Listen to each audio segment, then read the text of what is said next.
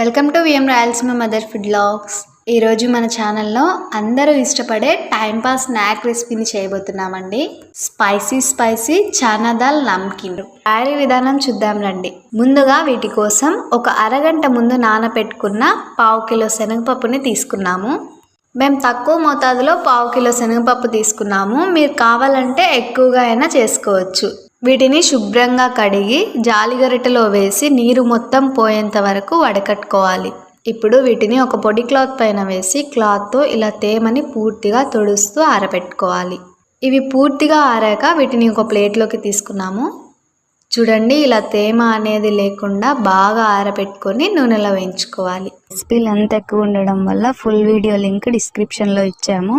ఈ link click చేసి మీరు కూడా ట్రై చేయండి. మీకు ఎలా వచ్చిందో మాకు కామెంట్ చేసి మమ్మల్ని సపోర్ట్ చేయండి.